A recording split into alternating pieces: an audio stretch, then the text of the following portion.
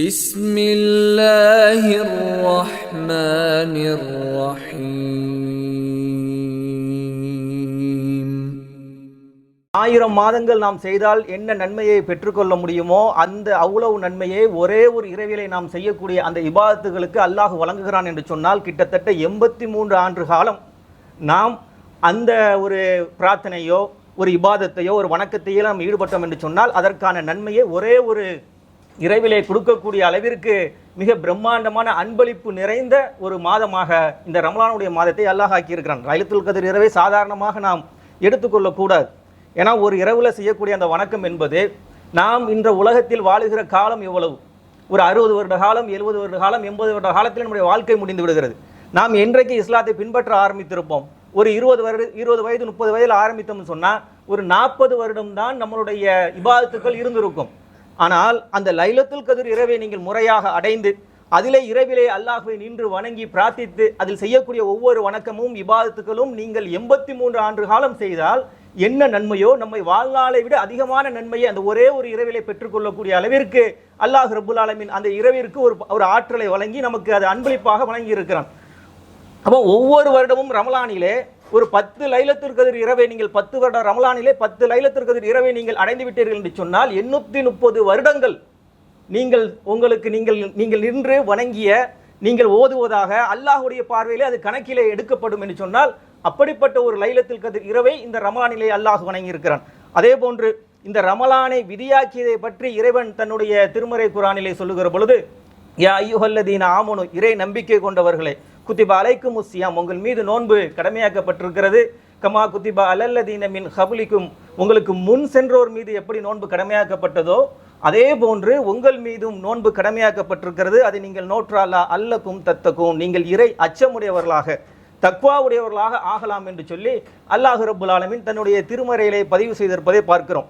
இந்த இறை அச்சம் தக்வா என்று சொன்னால் நாம் சாதாரணமாக எடுத்துக்கொள்ளக்கூடாது. ஏனால் நம்மில் பல பேர் தக்வா என்ற இறை அச்சத்தை பற்றி பேசுகிறோம், அவ்வாறு பேசப்படுவதையும் கேட்கிறோம். ஆனால் அந்த தக்வாவுடைய முழுமையான நன்மையை நம்முடைய வாழ்க்கையிலே அடைந்திருக்கிறோமா என்று கேட்டால் அதில் பல பேருடைய நிலைமை கேள்விக்குறியாகத்தான் இருக்கும். ஏனால் இந்த தக்வா எந்த அளவிற்கு ஒரு இஸ்லாமியனுக்கு முக்கியத்துவம் வாய்ந்த இடத்தை பெறுகிறது என்று சொன்னால், நாம் எந்த செய்திகளை கேட்டாலும், எந்த செய்திகளை நாம் கற்று அறிந்தாலும், எந்த வேத வசனங்களை நாம் உணர்ந்து கொண்டாலும் அது நம்முடைய வாழ்க்கையிலே கடைபிடிக்க வேண்டும் என்று சொன்னால், அது நம்முடைய வாழ்க்கையிலே வெளிப்பட வேண்டும் என்று சொன்னால் அதற்கு அடிப்படையாக இறை அச்சம் என்ற இந்த தக்வா முதலில் நம்முடைய உள்ளத்திலே இருந்தாக வேண்டும்.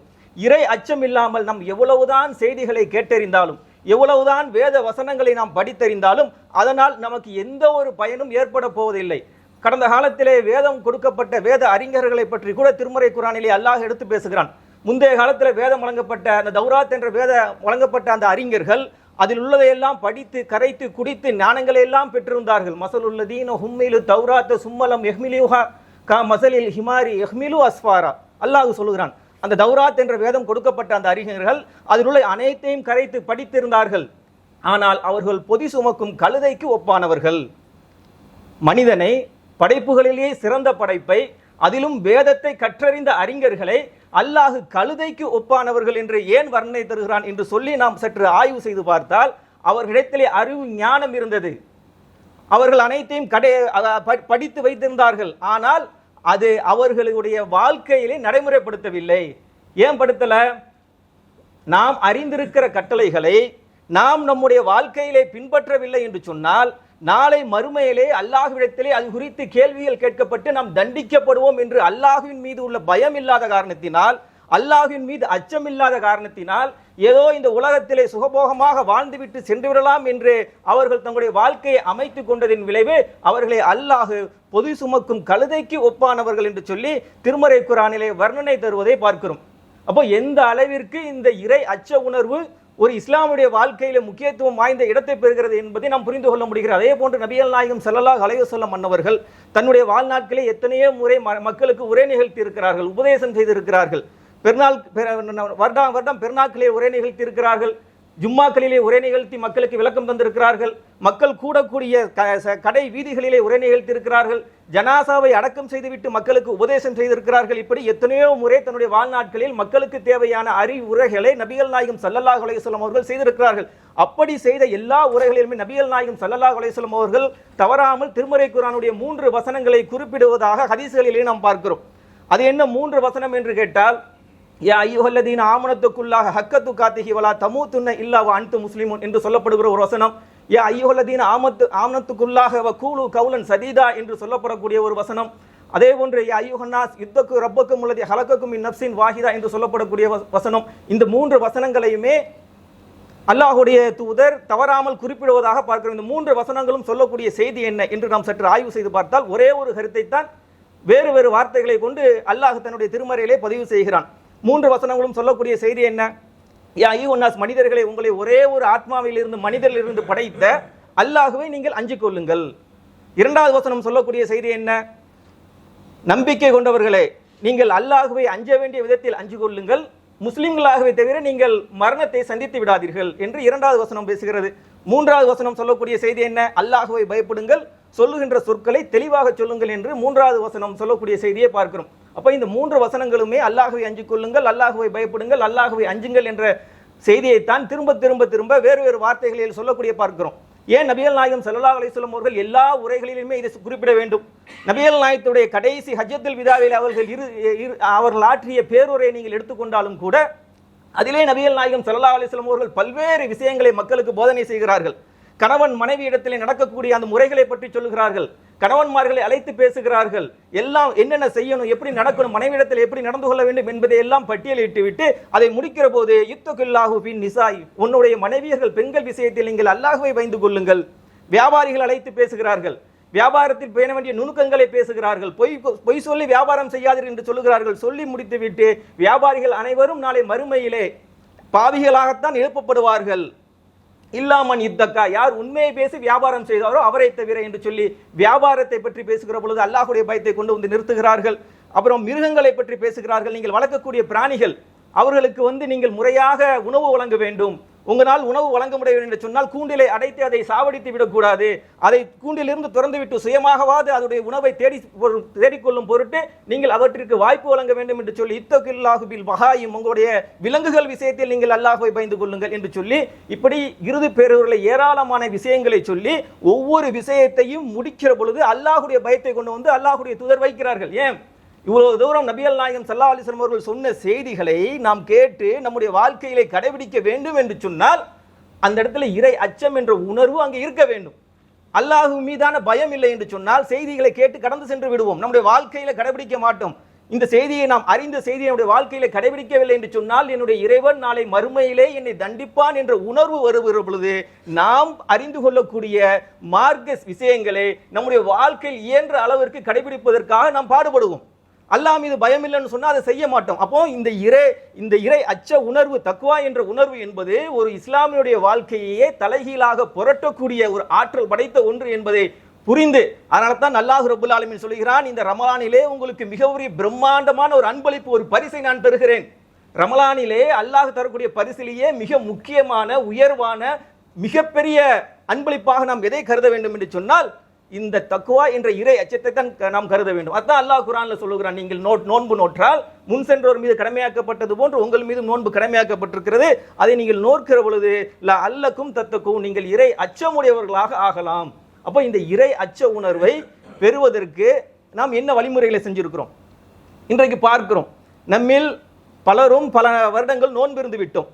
40 வருடம் நோன்பு இருப்போம், 20 வருடங்கள் நோன்பு இருந்து விட்டேன். என்னுடைய வாழ்நாட்களில் என்னுடைய நினைவு தெரிந்ததிலிருந்து இன்றைக்கு வரைக்கும் ஒரு நோன்பை கூட நான் விட்டதில்லை என்று சொல்லி பெருமையோடும் மகிழ்ச்சியோடும் சொல்லிக் கொள்ளக்கூடிய சமூகம், அந்த நோன்பிற்கு பிரதிபலனாக இறைவன் தருவதாக சொன்ன அந்த தக்வாவை நாம் பெற்றிருக்கிறோமா? இதுதான் இங்க கேள்வி. நாம் யோசிக்க வேண்டிய விஷயம். அல்லாஹ் தக்வாவை தரன்னு சொல்லிட்டான். நாம் நம்முடைய வாழ்நாட்களில் பல வருடங்கள் நோன்பு இருந்து விட்டோம். ஆனால் இறைவன் தருவதாக சொன்ன அந்த இறை அச்சத்தை, அந்த தக்குவாவை நாம் பெற்றிருக்கிறோமா என்று கேட்டால் நம்முடைய வாழ்க்கையில பல பேருடைய நிலைமை கேள்விக்குறியாகத்தான் இருக்கும். ஏன், தக்குவா என்பது உள்ளம் சார்ந்தது. உள்ளத்துல உள்ளது எப்படி அவருடைய வெளிப்புற வாழ்க்கையிலே அது நடைமுறையிலே வெளிப்பட வேண்டும். உள்ளத்துல என்ன இருக்குதோ அப்போ நம்ம பல நபர்களுடைய வாழ்க்கையை பார்க்கிறோம். தக்வா உடையவர்கள் எப்படி நடப்பார்களோ அப்படிப்பட்ட வாழ்க்கையாக அவருடைய வாழ்க்கை இல்லை. தக்வா இல்லாதவர்களுடைய வாழ்க்கை எப்படி இருக்குமோ அப்படி அவருடைய வாழ்க்கை அமையப்பட்டிருப்பதை பார்க்கிறோம். தக்வா இல்லாதவருடைய வாழ்க்கை எப்படி இருக்கும்? இஸ்லாத்திற்கு புறம்பான காரியங்களில் ஈடுபடுவார்கள், ஹராமான செயல்களை சர்வசாதாரணமாக செய்வார்கள். இப்படிப்பட்ட வாழ்க்கைக்கு சொந்தக்காரர்களாகத்தான் நம்முடைய சமூகத்திலே, நம்முடைய நண்பர்கள் வட்டாரத்திலே, நம் குடும்பத்தினர் மத்தியிலே பல நபர்களை நம்மால் பார்க்க முடிகிறது. அப்போ இந்த தக்வா என்ற ஆனால் நோன்பு இருந்திருக்கிறார்கள், தக்வாவை பெறவில்லை என்று சொன்னால் அப்போ எங்க பிரச்சனை இருக்கிறது? தக்வாவை தருவதாக சொன்ன அல்லாஹ்விடத்திலே பிரச்சனை இருக்கிறதா, அல்லது அந்த தக்வாவை பெறுவதற்கான வழிமுறைகள் என்ன என்பதை சிந்தித்து அதன்படி நடந்து அந்த தக்வாவை பெற வேண்டிய அந்த மனிதர்களிடத்தில் கோளாறு இருக்கிறதா என்று கேட்டால் மனிதர்களிடத்தில் தான் கோளாறு இருக்கிறது. அல்லாஹ் ரப்புல் ஆலமீன் நம்ம ஏமாற்றுவதற்காக சொல்லவில்லை. நோன்பு இருங்க உங்களுக்கு தக்வா தரன்னு அல்லாஹ் சொல்லல. அல்லாஹ் ஒரு காலம் தன்னுடைய வாக்குறுதிக்கு மாறு செய்ய மாட்டான். இன்னல்லாஹு லா யூலிஃபுல் மீயாத். அல்லாஹ் தன்னுடைய வாக்குறுதிக்கு ஒருபோதும் மாறு செய்ய மாட்டான். அல்லாஹ் சொன்ன வாக்குறுதியை நிறைவேற்றுவான். நம்மளை போன்ற ஆள் கிடையாது அல்லாஹ் ரப்புல் ஆலமீன். ஆளை ஏமாற்றி ஆதாயம் பார்க்கக்கூடியவன் கிடையாது அல்லாஹ் ரப்புல் ஆலமீன். மனிதர்கள் அப்படி இருப்பார்கள்.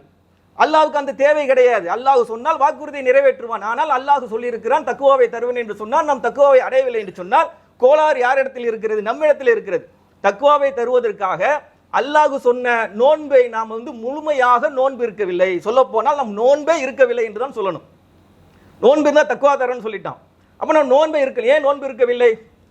நோன்பிலை நாம் செய்ய வேண்டிய பல காரியங்களில் சிலதை செய்துவிட்டு பலதை விட்டுவிட்டு நான் நோன்பு இருந்து விட்டேன் எனக்கு தக்வா தா என்று கேட்டால் கொடுப்பானா? ஒரு ஆள் வராரு, தொழுகிறார், தக்பீர் கட்டுகிறார், ருக்குவுக்கு செல்கிறார், நிமிர்ந்து சலாம் கொடுத்துட்டு போயிட்டா இருக்காருன்னா நம்ம என்ன சொல்லுவோம்? தொலை வந்தீங்களே, ஏன் பாதிலே முடிச்சுட்டு போறீங்க, ஏன் தொழாம போறீங்கன்னு கேட்போமா இல்லையா? ஏன்னா தொழுகை என்று சொன்னால் அதில் பல்வேறு நிலைகள் இருக்கிறது. நிலைநெரிச்சல் இருக்கிறது, ருக்கு இருக்கிறது, ருக்குவிலிருந்து எழுதல் இருக்கிறது, சஜிதா இருக்கிறது, அத்தையாத்து இருப்பு இருக்கிறது, சலாம் இருக்கிறது, அதில் ஓத வேண்டிய திக்ர்கள் இருக்கிறது, திராவத்துகள் இருக்கிறது. இவ்வளவு விஷயங்களையும் ஒருவன் முழுமையாக செய்து முடிக்கிற பொழுதுதான் அவன் தொழுதான் என்று நாம் சொல்லுவோம். இல்லைன்னா தொழுகையை முறித்து விட்டா தொழுகையில பாதியிலேயே போயிட்டார் என்று தான் சொல்லுவோம். அப்போ அதே போன்று நோன்பிலே அல்லாஹுடைய தூதரும் கட்டளையிட்ட சிலதை நாம் செய்துவிட்டு பலதை விட்டுவிட்டு அல்லாஹ்விடத்திலே தக்வாவை எதிர்பார்த்தால், ஒரு ஆள் கடன் கொடுக்குறேன்னு சொல்லிட்டார், சில டாக்குமெண்ட்டை கொண்டு வாங்கன்னு கேட்குறாங்க. அந்த டாக்குமெண்ட்டை ஃபுல்லாக கொண்டு வந்து சூரிட்டி டாக்குமெண்ட் எல்லாத்தையும் கொண்டு போய் கொடுத்தா முறையாக அதை பார்த்துட்டு கடன் கொடுப்பார். கடன் கொடுக்கிறார் என்று சொன்னதற்காக எல்லாருக்கும் கடன் கொடுத்துருவாங்களா? யாரிடத்துல அந்த டாக்குமெண்டேஷன் ஒர்க்லாம் கரெக்டாக இருக்குதோ, அவரிடத்துல ஷூரிட்டி இருக்குதோ, அவர்களுக்கு கடன் வாங்குறதுக்குள்ள அந்த தகுதி இருக்கிறதோ அவர்களுக்கு தான் கொடுப்பார்கள். டாக்குமெண்ட் இன்கம்ப்ளீட்டாக இருந்துச்சுன்னா அந்த கடனை அவன் தரமாட்டார்கள், நிராகரித்து விடுவார்கள். அதே போன்று நாம் என்ன செய்கிறோம் என்று சொன்னால் அல்லாஹ் இட்ட கட்டளைகளையும் அல்லாஹ்வுடைய தூதரிட்ட கட்டளை நாம் செய்யக்கூடிய சிலதை மாத்திரம் நோன்பிலே கடைபிடிக்கிறோம். நாம் செய்யக்கூடிய சிலது என்ன? உண்ணாமல் இருப்பது, குடிக்காமல் பருகாமல் இருப்பது, குடும்ப வாழ்க்கையிலே ஈடுபடாமல் இருப்பது, இதுதான் நோன்பு என்று சொல்லி நாம் நினைத்து கொண்டிருக்கிறோம். அதான் நோன்பு. நோன்புனா என்ன கட்டளை? குடிக்கக்கூடாது, சாப்பிடக்கூடாது, குடும்ப வாழ்க்கையில் ஈடுபடக்கூடாது, இதுதான் நோன்பு என்று சொல்லி நாம் நினைத்துக் கொண்டிருக்கிறோம். அது மாத்திரம்தான் நோன்பா? அப்படி நோன்பாக இருந்தால் இன்றைக்கு உலகத்திலேயே எத்தனையோ மதத்தை சார்ந்தவர்கள் சாப்பாட்டுக்கு வழி இல்லாமல், குடிப்பதற்கு தண்ணி இல்லாமல், சோமாலியா போன்ற நாடுகளிலும் எண்ணற்ற மக்கள் இருக்கிறார்கள். அவர்கள் எல்லாம் இஸ்லாத்தின் பார்வையில் நோன்பு இருந்தவர்களாக கருதப்படுவார்களா? கருதப்பட மாட்டாங்க. அப்ப நோன்பு என்று சொன்னால் இதிலே நோன்பில ஒரு அம்சம். நீங்கள் குடிக்காமல் இருப்பதும், சாப்பிடாமல் இருப்பதும், குடும்ப வாழ்க்கையில் ஈடுபடாமல் இருப்பதும் நோன்பில ஒரு அம்சமே தவிர அதுவே முழுமையான நோன்பாக மாறாது. முழுமையான நோன்பு என்பதற்கு நபிகள் நாயகம் ஸல்லல்லாஹு அலைஹி வஸல்லம் அன்னவர்கள் பல விதிமுறைகளை நமக்கு தருகிறார்கள். அந்த விதிமுறைகளை ஒருவன் முழுமையாக கடைபிடிக்கிற பொழுதுதான் அல்லாஹ்விடத்திலே அல்லாஹ் தருவதாக சொன்ன அந்த இறை அச்சத்தை நம்மால் பெற்றுக்கொள்ள முடியும். அது என்னென்ன வழிமுறைகள் என்பதை பார்ப்போம்.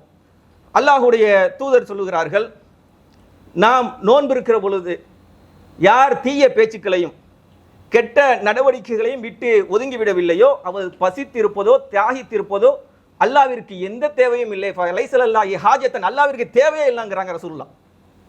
நாம் பசித்திருந்தாலும் தாகித்திருந்தாலும் நாம் தீய பேச்சுக்களை நாம் விட்டுவிடவில்லை என்று சொன்னால், பொய் பேச்சுக்களை விட்டுவிடவில்லை என்று சொன்னால், நம் நடவடிக்கைகள் தீய நடவடிக்கையிலிருந்து தவிர்த்து நாம் வாழ வேண்டும் என்று சொன்னால், நாம் பசித்திருப்பதோ தாகித்திருப்பதோ அல்லாஹ்விற்கு எந்த தேவையும் இல்லை. அல்லாஹ் தெளிவாக அல்லாஹ்வுடைய தூதர் சொல்லுகிறார்கள், பல நோன்பாளிகள் அவர்கள் தாகித்திருந்ததை தவிர வேறு எந்த நன்மையும் இல்லை அவர்களுக்கு. பல மணி நேரங்கள் அல்லாஹ்விற்காக தாகத்தை அடக்கிக் கொள்வது நோன்பாக மாறாது. அத்தோடு சேர்த்து அந்த தண்ணீரை உள்ளே தள்ளுகிற நாவை நாம் பண்படுத்த வேண்டும். இஸ்லாத்திற்கு உட்பட்ட வழிமுறைகளில் நம்முடைய நாவை நாம் சுழலச் செய்ய வேண்டும். அப்படி இன்றைக்கு செய்கிறோமா? ரமலானுடைய நேரத்தில் தான் இந்த நாக்கு பெரிய வேலையை பார்த்துட்டு போயிருது. மற்ற நேரங்களில் கூட சாதாரணமாக செயல்படுகிற நம்முடைய நாவு ரமலானுடைய மாதத்தில் அதிகமான நேரம் கிடைக்கிறது. ரொம்ப டைம் ஃப்ரீயாக லெசர் பீரியட் நிறைய கிடைக்குது. பல பேர் வந்து நோன்புக்காண்டி வேலைகளில் எல்லாம் அலுவலர்கள் எல்லாம் லீவ் விட்டுட்டு வீட்டில் இருப்பாங்க, ரெஸ்ட்டில் இருப்போம்னு சொல்லிட்டு நேரம் போகாது. வேலைக்கு போயிட்டா கூட இப்படின்னு திரும்புறதுக்குள்ள அசரு லுகரு மகர்பின்னு வந்துடும். வேலைக்கு போகாமல் லீவை போட்டு வீட்டில் உட்காந்தோம்னு சொன்னால் பள்ளியாசலுக்கு போகணும்னு சொன்னோம்னா நேரம் போயே துளையாது. மணியை பார்த்துட்டு இருப்போம், எப்பண்டா அசர் வரும் லுகர் வரும், எப்பண்டா மகரிப் வரும், நோம்பு திறப்புன்னு பார்த்துட்டு இருப்போம். டைமை பாஸ் பண்ண வேறு வழி இல்லை. 4 பேர் சேர்ந்தா 5வது நபர்களை பற்றி பேசி கொண்டு இருப்போம். பள்ளிவாசல்லே இது நடக்கும். லுகரில் பார்த்தீங்கன்னா ஜோடி ஜோடியாக மக்கள் உட்கார்ந்து பேசி கொண்டிருப்பார்கள். 4 பேர் கூடினா 5வது நபரை பற்றி பேசுவார்கள். அந்த 4 பேரில் ஒருவர் எந்திரிச்சு சென்றா அந்த 4வது பற்றி இந்த 3 பேரும் பேசுவாங்க. அவருக்கே தெரியும் நம்ம எந்திரிச்சு போனால் இந்த பையங்க நம்மளை பற்றி பேசுவாங்க. ஏன் நம்மளும் 5வது நபரை பற்றி பேசிக்கிட்டு தானே தானே பேசிக்கிட்டு இருந்தோம் அவர் அப்படி இப்படின்னு. நம்ம போனால் நம்மளை பற்றி இவங்க பேசுவாங்க. இப்படியாகத்தான் பொழுது அதுவும் ரமலான் மாதத்திலே நம்ம நாவை கட்டுப்படுத்தவில்லை என்று சொன்னால் அல்லாஹ்வுடைய தூதர் சொல்றாங்க, எனக்கு வந்து 2 வாக்குறுதிகள் நீங்கள் கொடுங்கள், உங்களுக்கு நான் சொர்க்கத்தை கேரண்டியாக தருகிறேன் என்று சொல்லி 2 வாக்குறுதியை அல்லாஹ்வுடைய தூதர் கேட்கிறாங்க. யார் 2 தாடைகளுக்கு மத்தியில் இருப்பதையும் 2 தொடைகளுக்கு மத்தியில் இருப்பதையும் பேணி பாதுகாத்துக் கொள்கிறாரோ அவருக்கு நான் சொர்க்கத்தை கொண்டு கேரண்டி தரேன். 2 தாடைகளுக்கு மத்தியில் இருக்கக்கூடியது நாக்கு. அந்த நாவை யார் முறையாக பயன்படுத்துகிறாரோ, இந்த பொய் பேச்சுக்களில் இருந்து புறம் பேச்சுக்களில் இருந்து தன்னுடைய நாவை பாதுகாத்துக் கொள்கிறாரோ அவருக்கு சொர்க்கத்தை கொண்டு நான் கேரண்டி தரங்கிறாங்க அல்லாஹ்வுடைய. சொர்க்கம்ங்கிறது சாதாரணமற்ற விஷயமா? ஹம் அசீபத்துமான் ததுக்குலுல் ஜன்னா வலம்மா யஹ்திக்கும் மஸலுல்லதீன ஹலோ மின் கபலிக்கும் மஸ்ஸத்துஹுமுல் பக்ஸாவு வலர்ராவு வஸுல்ஸிலு ஹத்தா யகூல ரசூலு வல்லதீன ஆமனு மாஹு மத்தா நஸ்ருல்லாஹ். அல்லாஹ் குர்ஆன்ல கேட்கிறான், சொர்க்கத்திற்குள்ளே மிக எளிதாக லேசாக நுழைந்து விடலாம் என்று எண்ணிக்கொண்டிருக்கிறீர்களா? ரொம்ப ஈஸியா உள்ள போயிடலாம்னு நினைக்கிறீங்களா? உங்களுக்கு முன் சென்றப்பட்ட கஷ்டங்களையும் சிரமங்களையும் நீங்கள் அனுபவிக்காமலேயே அவர்கள் ஆட்டிவிக்கப்பட்டது போன்று நீங்கள் ஆட்டிவிக்கப்படாமலேயே சொர்க்கத்துக்குள்ள நுழைந்து விடலாம் என்று எண்ணுகிறீர்களா? முடியாதுன்ட்டான் அல்லாஹ். அப்படிப்பட்ட கடுமையான முயற்சிக்கும் சிரமங்களுக்கும் பிறகும் கிடைக்க இருக்கிற அந்த சூனபதி எனக்கு நீ ஒரு வாக்குறுதி கொடு, அந்த வாக்குறுதியை நீ முறையாக நடைமுறைப்படுத்து, உன்னுடைய நாவை கட்டுப்படுத்து, உனக்கு சொர்க்கத்தை கொண்டு ரசூல் ஸல்லல்லாஹு அலைஹி வஸல்லம் கேரண்டி தராங்க. இந்த நாவை இந்த ரமலானுடைய மாதத்திலாவது நாம் நெறிப்படுத்தி இருக்கிறோமா? ரமலானுடைய மாதத்தில் தான் அதிகமாக இந்த நாவு நமக்கு எதிரான செயல்களை செய்ய வைக்க தூண்டக்கூடியதாக இருக்கிறதை பார்க்கிறோம். சர்வ சாதாரணமாக புறம் பேசிக் கொண்டிருக்கிறோம். அல்லாஹ் ரப்பல் ஆலமீன் இந்த புறத்தை எப்படி வெறுக்கிறான்? அல்லாஹ் உதாரணத்தோடு தன்னுடைய திருமறை குர்ஆன்ல கேட்கிறானா இல்லையா? இறந்து விட்ட உங்களுடைய சகோதரன், உங்க அண்ணனோ தம்பியோ இறந்து விட்டார், அவருடைய மாமிசத்தை சாப்பிடுவதற்கு நீங்கள் விரும்புவீர்களா? அல்லாஹ் கேட்கிறான், அப்படியே கேட்கிறான். இப்ப கரீத்து முகு, அதை நீங்கள் வெறுக்க மாட்டீர்கள்? அல்லாஹ் வந்து நம் சகோதரன் நம்ம அண்ணனோ தம்பியோ இறந்து கிடக்கிறான், இறந்து விட்டான், அதான் செத்துட்டான்ல, பாடி ஆயிட்டான், ஜனாசாவாயிருச்சு, எந்த பிரயோஜனமும் கிடையாது, அந்த தொடப்பீசை அறுத்து அதை மிளகுலாம் போட்டு வறுத்து கொண்டு வாங்க ஃப்ரை பண்ணி சாப்பிடுவோம் அப்படின்னு சொல்லி நம்ம யாராச்சும் சொன்னா அந்த நபரை நம்ம எப்படி பார்ப்போம்? என்ன மனுஷன்டா இவன் கேட்போம்ல. அதை அப்படியே அல்லாஹ் கேட்கிறான், இறந்து விட்ட உன்னுடைய சகோதரன், இன்றைக்கு என்னுடைய சகோதரன் இறந்து விட்டாலும் நேற்றைக்கு வரைக்கும் என்னுடைய சகோதரனுடைய உயிர் இந்த உடலிலே ஓடிக்கொண்டிருந்தது என்று சொல்லி அந்த சகோதரனை கொண்டு போய் கபூரில் வைக்கும் போது கூட நேரடியாக மண்ணள்ளி போட மனமில்லாமல் அதற்கு மேல ஓலப்பாயை வச்சு அதுக்கு மேல பணமட்டை வச்சு என்றைக்கு இருந்தாலும் சில நாட்களில் அந்த மண்ணு அந்த ஓலப்பாயை பணமட்டையாம் திண்டு அந்த பாடியை சாப்பிட போகுது என்று தெரிந்தும் கூட என் சகோதரன் மீது நான் பாசம் வைத்திருந்தேன், அதோடைய வெளிப்பாடாக மண்ணை அள்ளி அவன் முகத்தின் மீது நேரடியாக போடுவதற்கு மனமில்லாமல் அவ்வளவு பதமாக கபருக்குழியை வைத்து அடக்கம் செய்து விட்டு வருகிற அளவிற்கு உங்களுடைய சகோதரர்கள் மீது பாசம் வைத்திருக்கக்கூடிய சகோதரர்களே, உன்னுடைய சொந்த சகோதரனுடைய மாமிசத்தை சாப்பிடுவதற்கு நீ விரும்புவியா? கரித்து முகு, நீங்கள் வெறுக்க மாட்டீர்கள்?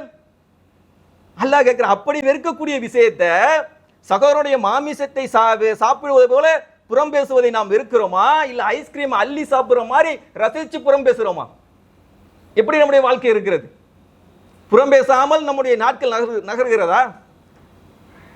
ஆய்வறிக்கையில் 24 மணி நேரத்தில் 8 மணி நேரம் போக பேலன்ஸ் 16 மணி நேரத்தில் பாதி பேச்சுக்கள் புறம் பேச்சுக்கள். முதலாளியை பற்றி தொழிலாளி, தொழிலாளியை பற்றி முதலாளி, பக்கத்து வீட்டுக்காரனை பற்றி இந்த வீட்டுக்காரன், இப்படியாகவே உங்களுடைய ஏதாச்சும் ஒரு விஷயம் நமக்கு புறம்னு தெரியல. ஃபர்ஸ்ட் பேசிக்கில் வந்து அது நமக்கு தெரியல, அவனை சாதாரணமாக கலாய்க்கிறோம் அவனை அப்படின்னு நினச்சிக்கிட்டு இருக்கிறோம்.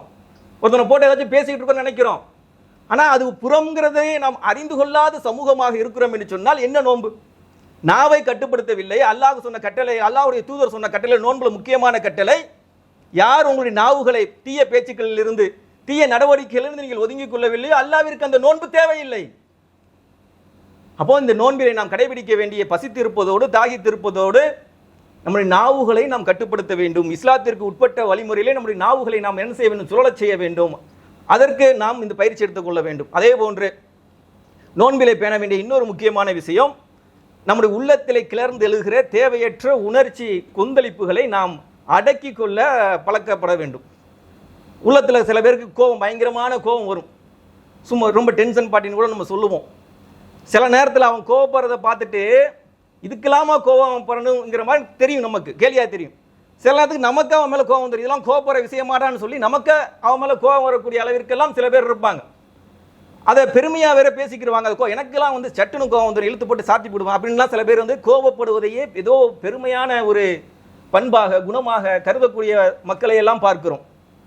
அப்போ அல்லாஹ்வுடைய தூதர் சொல்லுகிறார்கள், நீங்கள் நோன்பாளியாக இருக்கிற பொழுது உங்களுக்கு மத்தியில் எவனாச்சும் ஒருத்த வம்பு சண்டைக்கு வரான், வேணும்னா சண்டைக்கு வரான், சும்மா யதார்த்தம் நடக்கல, வம்பு சண்டைக்கு உங்கள் இடத்துல ஒருவன் வருகிற பொழுது அவனிடத்தை நீங்கள் என்ன சொல்ல வேண்டும்? நான் நோன்பாளி என்று சொல்லி 2 முறை சொல்ல வேண்டும் என்று சொல்லி அல்லாஹ்வுடைய தூதர் சொல்லுகிறார்கள். இதில் அறிஞர்களுக்கு 2 விதமான மாற்று கருத்துகள் இருக்கும். எவனை மட்டும் வம்பு சண்டைக்கு வரானோ அவன்கிட்ட போய் சொல்லணும்னு சில அறிஞர்கள் சொல்லுவார்கள். சில பேர் வந்து நமக்கு நாம சொல்லிக்கொள்ளணும்னு சொல்லுவாங்க. இதில் எது சரியான முறையாக இருக்குங்கிறத நீங்களே சிந்தித்துக் கொள்ளுங்கள். ஏன்னா வரவன்ட்ட போய் சண்டைக்கு வரவன்ட்ட போய் நான் நோன்பாளி அப்படின்னு சொன்னால் அது வந்து நம்முடைய உணர்ச்சிகளை கட்டுப்படுத்தக்கூடிய வேலையை ஒரு காலம் செய்யாது. நமக்கு நாமே சொல்லிக்கொள்ள வேண்டும். நமக்கு நாமே சொல்லிக்கொள்கிற பொழுது அவன் சண்டைக்கு வரான், நீனு சண்டைக்கு போயிட்டீங்கன்னா இழப்பு என்பது உனக்கு தான். ஏன்னா உன்னுடைய நோன்பு போயிருச்சுன்னா தக்குவா போயிடும், தக்குவா போச்சுன்னா இறையச்சம் போயிடும், இறையச்சம் போயிடுச்சுன்னா இஸ்லாம் போயிடும், இஸ்லாம் போச்சுன்னா முடிஞ்சு போச்சு, ஒட்டுமொத்த வாழ்க்கையும் நாசமா போயிடும். நமக்கு நாம சொல்லணும் நோன்பாளி. அவன் நோன்பு இல்லை, அவன் வருவான், சண்டைக்கு வருவான், அவனுக்கு அது பிரச்சனை கிடையாது. ஆனால் நான் என்னுடைய ரப்பிடத்திலே மிகப்பெரிய அன்பளிப்பான இருக்கக்கூடிய அந்த தக்குவா என்ற இறையச்சத்தை எதிர்பார்த்து இந்த நோன்பை நான் கழித்து கொண்டிருக்கிறேன். அந்த தக்குவா தான் என்னுடைய வாழ்க்கைக்கான ஆதாரம், நாம் முஸ்லீமாக வாழ்ந்து மரணிப்பதற்கான அடித்தளம். எனவே அந்த தக்குவாவை பெற வேண்டும் என்று சொன்னால் எனக்குள்ளே நானே முதலில் சொல்லிக்கொள்ள வேண்டும், நாம் நோன்பாளி. அவனோடு அனாவசியமாக சண்டைக்கு சென்று விட்டால் நம்முடைய உணர்ச்சி கொந்தளிப்புகளை கட்டவிழ்த்து விட்டு விட்டோம் என்று சொன்னால், அதை அடக்கி வைக்காமல் விட்டுவிட்டோம் என்று சொன்னால் நம்முடைய நோன்பு பாலாகிவிடும். நோன்பு போச்சுன்னா தக்குவா இறையச்சம் போயிடும், இறையச்சம் போயிருச்சுன்னா இஸ்லாமே இல்லாமல் போயிடும் என்பதை உணர்ந்து நமக்கு நாமே சொல்லணும். அவன்கிட்ட போய் சொன்ன என்ன சண்டைக்கு வந்திருக்கிறியா, இன்னைக்கு நோன்பு வச்சிருக்கிறனோ அப்படின்னா என்ன அர்த்தம்? நோன்பு முடிச்சுட்டு வரியா அப்படிங்கிற மாதிரி போயிடும். உணர்ச்சியை வந்து அது வந்து கிளறி விடுற மேட்டர் மாதிரி ஆயிரும். உணர்ச்சியை கட்டுப்படுத்தக்கூடிய விஷயமாக அது இருக்காது, அமைய பெறாது. அப்ப நமக்குள்ளே நாம் முதலில் சொல்லிக்கொள்ள வேண்டும். அல்லாஹ்வுடைய தூதர் சொல்கிறார்கள், போர்க்களத்திலே எதிரிகளை வீழ்த்துபவன் வீரன் அல்ல, உன்னுடைய உணர்ச்சிகளை எவன் கட்டுப்படுத்துகிறானோ அவன் தான் உண்மையான வீரன். முதல்ல உனக்குள்ள ஒருத்தன் எழுகிறான அவனையே கட்டுப்படுத்த முடியல, நீங்க என்ன போர்க்களத்தில் போய் எதிரியை வீழ்த்த போறீங்க? முதல்ல உனக்குள் இருந்து எழுகிற அந்த கோப தாபங்களை இந்த நோன்புடைய நேரத்தில் நாம் எடுக்க வேண்டிய மிக முக்கியமான ஒரு பயிற்சி. நாம் செய்ய வேண்டிய மிக முக்கியமான காரணம், தேவையற்ற நம்மளுக்கு நிறைய பேரை பார்த்தா ரொம்ப இரிட்டேட்லாம் ஆகும், வேற வழி இல்லை, ஆகத்தான் செய்யும், ஒதுங்கி இருந்துட வேண்டியதுதான். சில பேர் செய்யக்கூடிய அந்த ஆக்டிவிட்டிஸ் அதெல்லாம் பார்க்கிற பொழுது நமக்கு பயங்கரமான கடுப்புகள் அதெல்லாம் அந்த மாதிரி நபர்கள்லாம் நம்மை சுற்றி இருப்பார்கள், வேலைகள் இருப்பார்கள், அலுவலகத்தில் இருப்பார்கள், வீடுகளில் இருப்பார்கள். வரும் உணர்ச்சி கொந்தளிக்கும், அது நோன்பு நேரத்தில் ரொம்ப வரும். அந்த மாதிரி நேரத்தில் அவர்களிருந்து தவிர்த்து இதையெல்லாம் பழக்கப்படுத்தி அந்த உணர்ச்சி கொந்தளிப்புகளை எல்லாம் மட்டுப்படுத்தி கட்டுப்படுத்துகிற பொழுது அது ஒரு முழுமையான நோன்பு இருப்பதற்கு உங்களுக்கு ஒரு அடித்தளமாக அமையும். அப்போ நோன்புல கடைபிடிக்க வேண்டிய இன்னொரு விஷயம், நம்முடைய உணர்ச்சி கொந்தளிப்புகளை கட்டுப்படுத்திக் கொள்ளணும். அப்போ இந்த மாதிரியான விஷயங்களை எல்லாம் எவர் முழுமையாக செய்கிறாரோ, உணர்ச்சிகளை கட்டுப்படுத்துகிறாரோ, கோபதாபங்களில் இருந்து விலகிக் கொள்கிறாரோ, பொய் பேச்சுக்களில் இருந்தும் விலகிக் கொள்கிறாரோ, புறம் பேசுவதில் இருந்து தவிர்த்து கொள்கிறார்களோ, இத்தோடு சேர்த்து உண்ணாமல் பருகாமல் குடும்ப வாழ்க்கையில் ஈடுபடாமல் இருந்தால் அது ஒரு முழுமையாக நோன்பாக அமையும். அந்த நோன்பிற்கு நிச்சயமாக அல்லாஹ் தருவதாக சொன்ன அந்த தக்வா என்ற இறையச்சத்தை நம்மால் பெற்றுக்கொள்ள முடியும். அப்படிப்பட்ட இறையச்சத்தை பெறக்கூடிய நன்மக்களாக வல்ல ரஹ்மான் அனைவரையும் ஆக்கி அருள் புரிவான் என்று கூறி முதல் உரையை நிறைவு செய்கிறேன். அல்ஹம்துலில்லாஹி ரப்பில் ஆலமீன். கண்ணியத்திற்குரிய எல்லாம் அல்ல அல்லாஹுவின் அடியார்களே, இந்த நோன்பிலே நாம் செய்ய வேண்டிய இன்னொரு முக்கியமான விஷயம் என்னவென்று சொன்னால், திருமறை குர்ஆனை அதிகமாக ஓதக்கூடியவர்களாக நாம் இருக்க வேண்டும். திருமறை குர்ஆன் எல்லா மாதங்களும் ஓதினாலும் கூட இந்த நோன்பு ரமலானுடைய மாதத்திலே அதிகமாக ஓதக்கூடியவர்களாக நாம் இருக்க வேண்டும். ஏனால் இந்த ரமலானுக்கென்று தனி சிறப்பு வந்ததற்கு காரணம் என்ன? இந்த மாதத்திற்கென்று இவ்வளவு பெரிய அருள் கிடைப்பதற்கான காரணம் என்ன என்று நாம் பார்த்தால், அல்லாஹ் தன்னுடைய திருமறை குர்ஆனிலே சொல்லுகிற பொழுது, சஹ்ரு ரமலான் அல்லதி உன்சில ஃபீஹில் குர்ஆன் ஹுதல் லின்னாஸ் வ பையினாத்தி மினல் ஹுதா வல் ஃபுர்கான் ஃபமன் ஷஹித மின்கும் ஸஹர ஃபல்யஸ்முஹு. இந்த ரமலானுடைய மாதம் எத்தகைய மாதம் என்று சொன்னால், இந்த மாதத்தில் தான் மனித குலத்திற்கு நேர்வழி காட்டக்கூடிய திருமறை குர்ஆனை நாம் வழங்கினோம் அல்லாஹ் சொல்லுகிறான். ரமலானுக்கு ஏன் சிறப்புன்னு சொன்னால், திருமறை குர்ஆன் இந்த மாதத்தில் இறக்கி அருளப்பட்டதுனால தான் ரமலானுடைய மாதத்திற்கு இவ்வளோ பெரிய பிரம்மாண்டமான சிறப்பு வந்தது. அப்போது அந்த ரமலான் மாதத்தில் உங்களுக்கு திருமறை குர்ஆனை நாம் மக்களுக்கு நேர்வழி காட்டக்கூடிய அந்த வேதத்தை நாம் அருளினோம். அது நேர்வழியை தெளிவாக காட்டும். வல் ஃபுர்கான், சரியானது எது தவறானது என்பதை பிரித்து காட்டக்கூடிய ஒரு வேதமாக அந்த வேதத்தை நாம் வழங்கியிருக்கிறோம். எனவே அந்த மாதத்தை யார் அடைகிறார்களோ அவர்கள் அம்மாதத்தில் நோன்பு நோர்த்து கொள்ளட்டும் என்று சொல்லி அல்லாஹ் தன்னுடைய திருமறை குர்ஆனிலே சொல்லுகிறான். அப்போ இந்த திருமறை குர்ஆன் ஓதுதல் என்பது எந்த அளவிற்கு முக்கியத்துவம் வாய்ந்த இடத்தை பிரித்திருக்கிறது. அதே போன்று நபிகள் நாயகம் ஸல்லல்லாஹு அலைஹி வஸல்லம் அவர்களிடத்திலே இருந்த ஒவ்வொரு ரமலான் மாதத்திலும் ஜிப்ரீல் அலைஹிஸ்ஸலாம் வந்து அந்த வருடம் எவ்வளவு திருமறை குர்ஆனுடைய வசனங்கள் அருளப்பட்டிருக்கிறதோ அத்தனை வசனங்களையும் அந்த ரமலானுடைய மாதத்தில் வந்து நபிகள் நாயகத்திடம் ஓதிவிட்டு செல்வார்கள் ஜிப்ரீல் அலைஹிஸ்ஸலாம். அதே போன்று நபிகள் நாயகம் ஸல்லல்லாஹு அலைஹி வஸல்லம் மரணிக்கக்கூடிய கடைசி ரமலானில் கூட ஜிப்ரீல் அலைஹிஸ்ஸலாம் வந்து ஒட்டுமொத்த குர்ஆனையும் 2 முறை ஓதிவிட்டு சென்றார்கள் என்று ஹதீஸ்களிலே பார்க்கிறோம். அப்போ அந்த அளவிற்கு அந்த குர்ஆனை ஓதுவதற்கு அதிகமாக நாமும் என்ன செய்ய வேண்டும்? முயற்சி செய்ய வேண்டும். அதே போன்று அல்லாஹ் தன்னுடைய திருமறை குர்ஆனிலே சொல்லுகிற பொழுது, முதல்ல நாம் இந்த வேதத்தை நம்பிக்கை கொண்டோம் என்பதற்கான அடையாளமே நாம் திருமறை குர்ஆனை வந்து ஓதுவது தான். சும்மா அல்லாஹ்வை நம்பிட்டோம் தூதரை நம்பிட்டோம்னு சொன்னால் அது வந்து நம்பிக்கையாகாது. குர்ஆனை நீங்கள் உண்மையாகவே நம்புவதாக இருந்தால் அது வந்து அல்லாஹ் வந்து தன்னுடைய திருமறை குர்ஆனிலே சொல்லுகிற பொழுது, உங்களுக்கு வந்து திருமறை குர்ஆனை யார் ஓத வேண்டிய முறைப்படி ஓதுகிறார்களோ, ஹக்கத்திலாவத்திஹி, யார் படிக்க வேண்டிய முறைப்படி படிக்கிறார்களோ, உலாயிக்க யூமினு பிஹி, அவர்கள் தான் அந்த வேதத்தை நம்பிக்கை கொண்டவர்கள் என்று அல்லாஹ் சொல்லுகிறான். சூரத்துல் பக்ராவில் பேசும்போது, நாம் யாருக்கு அல்லதீன ஆத்தைனாஹுமுல் கிதாப், நாம் யாருக்கு இந்த வேதத்தை வழங்கினோமோ அந்த வேதத்தை அவர்கள் படிக்க வேண்டிய முறைப்படி படிப்பார்கள். எப்படி படிக்கணுமோ எப்படி ஓத வேண்டுமோ அந்த அடிப்படையில் அந்த திருமறை குர்ஆனை அவர்கள் ஓதுவார்கள், அந்த வேதத்தை அவர்கள் படிப்பார்கள். அப்படி யார் படிக்கிறார்களோ உலாயிக்க யூமினு பிஹி, அவர்கள் தான் அந்த வேதத்தை நம்பிக்கை கொண்டவர்கள் ஆவார்கள். வேதத்தை படிக்கலன்னு சொன்னால், படிக்க வேண்டிய முறைப்படி குர்ஆனை நாம் ஓதவில்லை என்று சொன்னால் நாம் அந்த வேதத்தை நம்பியவர்களாகவே ஆக மாட்டோம் என்று சொல்லி அல்லாஹ் தன்னுடைய திருமறையிலே சொல்வதை பார்க்கிறோம். எனவே இந்த ரமலானுடைய மாதத்தில் நாம் செய்ய வேண்டிய இன்னொரு முக்கியமான ஒரு அம்சம், திருமறை குர்ஆனை இயன்ற வரைக்கும் அதை எப்படி படித்து உணர்ந்து அதை செயல்படுத்த முடியுமோ அந்த வடிவத்திலே திருமறை குர்ஆனை ஓதக்கூடியவர்களாக, அதனுடைய அர்த்தங்களை புரிந்து படிக்கக்கூடியவர்களாக இந்த மாதத்தை நாம் கழிக்கக்கூடியவர்களாக இருக்க வேண்டும். அதே போன்று திருமறை குர்ஆன், அதே போன்று அடுத்த நோன்பில் செய்ய வேண்டிய இன்னொரு முக்கியமான விஷயம் தர்மங்கள், தான தர்மங்கள். அல்லாஹ்வுடைய தூதர் சாதாரண நேரத்திலேயே ரொம்ப அதிகமாக தர்மம் செய்வார்கள். ஆனால் நோன்பு வந்துவிட்டால், ரமலான் மாதம் வந்துவிட்டால் அவர்களே கொடையாக மாறிவிடுவார்கள். அன்று அளவிற்கு என்ன செய்வாங்கன்னா, நபிகள் நாயகம் ஸல்லல்லாஹு அலைஹி வஸல்லம் அவர்கள் அதிகமான தான தர்மங்களிலே இந்த நோன்பிலே அவர்கள் ரமலானுடைய மாதத்திலே ஈடுபடக்கூடியவர்களாக இருந்தார்கள் என்பதை ஹதீஸில் பார்க்கிறோம். அல்லாஹ்வுடைய தூதர் சொன்னார்கள், இத்த கின்னார் வலவு சிக்கி தம்ராத், உங்களுடைய இருப்பை நரக நெருப்பிலிருந்து நீங்கள் பாதுகாத்துக் கொள்ளுங்கள், ஒரே ஒரு பேரித்தம்பள துண்டையாவது தர்மம் செய்து என்று சொல்லி. ஏன்னா நம்ம நினைப்போம், தர்மம் செய்யணும்னு சொல்றீங்க, பணக்காரங்கள் மட்டும் தான் செய்யணும், செல்வந்தர்கள் தான் பண்ணணும், நம்ம ஏழைகளாக இருக்கிறோமே, நம்ம பண்ண தேவையில்லை, ரமலான் மாதம் சும்மா கழிச்சிட்டு போயிடுவோம் அப்படின்னு நீங்கள் நினைக்கக்கூடாது. உங்களுடைய நரக நெருப்பிலிருந்து உங்களுடைய இருப்பை நீங்கள் பாதுகாத்துக் கொள்ள வேண்டும் என்று சொன்னால் பேரித்தம்பளத்தின் ஒரு துண்டை தர்மம் செய்ய முடியாத அளவில் நிலைமையில் நாம் இருக்கிறோம். அப்படிப்பட்ட பரம ஏழையாக நாம் இருக்கிறோம் கிடையாது.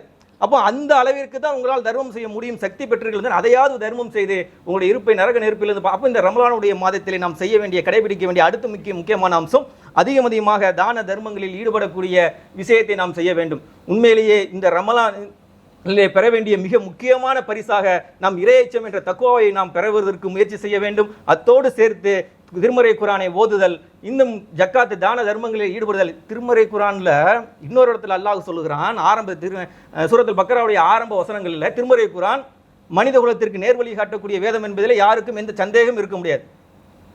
தாலிக்கல் கிதாப், இது இறை வேதம், லா ரைப ஃபீஹி, இதில் எந்த சந்தேகம் இல்லை. யாருக்காச்சும் சந்தேகம் இருக்குதா? அல்லாஹ்வுடைய வார்த்தை என்பதில் யாருக்காச்சும் சந்தேகம் இருக்குதா? யாருக்கும் இருக்க முடியாது. அல்லாஹ்வுடைய வார்த்தை தான் திருமறை குர்ஆன். அந்த திருமறை குர்ஆன் நேர்வழி காட்டும், ஹுதலில் முத்தகீன், இது முத்தகீன்களுக்கு, இறையச்சமுடையவர்களுக்கு நேர்வழி காட்டும்னு அல்லாஹ் சொல்றான். திருமறை குர்ஆன் நேர்வழி காட்டும், படிக்கிற எல்லாத்துக்கும் காமிக்காது. அதான் பல பேரை பார்க்குறோம், குர்ஆனை பயான் பண்ணிக்கிட்டு குர்ஆனை கற்றவர்களே வழிகாட்டில் இருப்பதை பார்க்கிறோமா இல்லையா? காரணம் என்ன? படிக்கிற எல்லோருக்கும் திருமறை குர்ஆன் நேர்வழி காட்டி விடாது. ஹுதல்லில் முத்தகீன், முத்தகீன்களுக்கு, இறை அச்சமுடையவர்களுக்கு, அல்லாஹ்வை பயப்படக்கூடியவர்களுக்கு தான் திருமறை குர்ஆன் நேர்வழி காட்டும் என்று சொன்னால், அப்போ அல்லாஹ்வுடைய பயத்தோடு நாம் திருமறையை அணுகுகிற பொழுது அப்போ அந்த அல்லாஹ்வுடைய பயத்தை நம்ம எங்க பெற முடியும்? இந்த ரமலானிலே முறையாக நாம் சொன்ன அந்த கட்டளைகளை, நோன்பினுடைய கட்டளைகளை முழுமையாக பசித்திருந்து தாகித்திருந்து குடும்ப வாழ்க்கையில் ஈடுபடாமல் நம்முடைய நாவை கட்டுப்படுத்தி நம்மளுடைய பொய்யான பேச்சுகளில் இருந்து தவிர்ந்து, புறம் பேசுவதிலிருந்து தவிர்ந்து, நம்முடைய உணர்ச்சி கொந்தளிப்புகளை, கோபதாபங்களை அடக்கி இப்படி திருமறை குர்ஆனை ஓதி அதிகமான தான தர்மங்களில் ஈடுபட்டால் அது ஒரு முழுமையான நோன்பாக அல்லாஹ்விடத்திலே கருதப்படுகிற பொழுது அல்லாஹ் ரப்புல் ஆலமீன் சொன்ன வாக்குறுதி அளித்த அந்த இறையச்சம் என்ற மிக பிரம்மாண்டமான பரிசை நம்முடைய மறுமை வாழ்க்கைக்கான, நிஜ வாழ்க்கைக்கான அந்த பேர் வாழ்க்கையை நாம் அடைவதற்கு மிக அடித்தளமாக இருக்கக்கூடிய அந்த இறையச்சத்தை பெற முடியும். எனவே நோன்பை முழுமையாக நோற்றவர்களாகவும் இந்த விஷயங்களை எல்லாம் கடைபிடித்து அல்லாஹ் தர இருந்த அந்த இறையச்சத்தை பெறக்கூடிய சமூகமாக நம் சமூகம் மாற வேண்டும் என்ற பிரார்த்தனையோடு எனது உரையை நிறைவு செய்து கொள்கிறேன். வாஹிரு தவானா அல்ஹம்துலில்லாஹி ரப்பில் ஆலமீன். அஸ்ஸலாமு அலைக்கும் வரஹ்மத்துல்லாஹி வபரகாத்துஹு.